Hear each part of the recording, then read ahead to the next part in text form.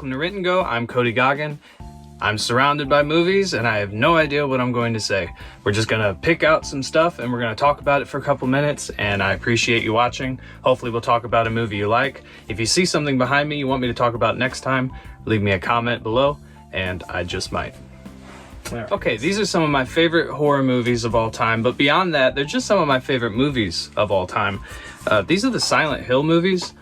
You might know Silent Hill as a video game. If you do, you've probably seen these movies. You probably have an established opinion on them, whether you like them, whether you don't. That's just the way it is. I happen to really enjoy these movies. Granted, I was exposed to the movies first, so, that is what it is. But the atmosphere in these is just incredible. It's got Sean Bean in it, who's one of my favorite actors. Atmosphere is great. Music, the music in Silent Hill is just, I've used it to write to, I've used it to relax to. It's very strange because it's supposed to be spooky, but it's really beautiful. And the sequel's a little different. It's maybe not as good. I still enjoy it. I still hope they make a third one. They're always talking about it, and that goes for the video games too.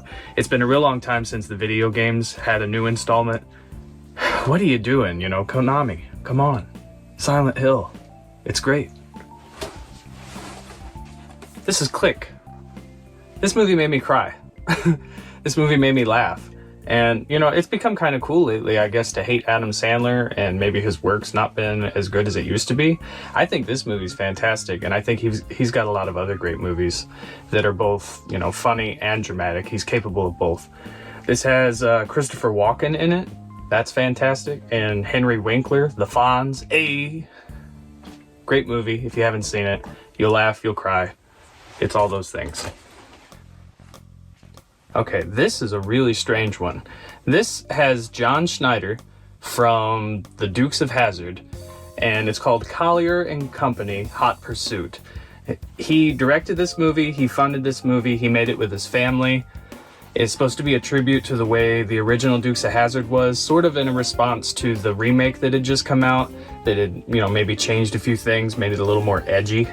And this was supposed to be like a family picture, very low budget. Not bad, not great, just sort of middle of the road. He was supposed to make a sequel to this, and at one time he was taking donations to fund the movie, and I was like 12 years old or something, and I had my mom and dad send $5 to try and get the sequel to this made. He took my $5, he never made the sequel. I'm a little upset about it.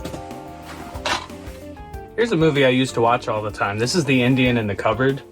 This is like such a great movie, and it was such a great book, and I remember when I found out there were books and that the book had sequels, I had to read the sequels. I had to get all the sequels.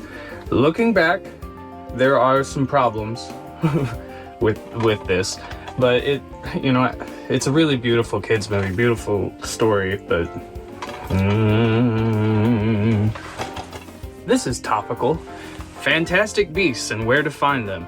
The third movie just came out. They replaced Johnny Depp. I haven't seen it yet. I don't know how I'm going to feel about it. I do know how I feel about this movie, and that is that it's okay. It's okay. I haven't really felt the same about a Harry Potter movie since the first two movies, and I know it's surrounded by a lot of controversy now, and that's really unfortunate because I think it meant a lot to a lot of people, and, what can you say about all that? This movie, what I can say about is that there's just some portion of the magic that's missing. These movies got darker through the Harry Potter saga, and that makes sense because the story was growing up and getting darker. But somehow, somewhere along the line, it just loses a lot of its magic. They're using a lot of gray, the colors kind of sucked right out of it.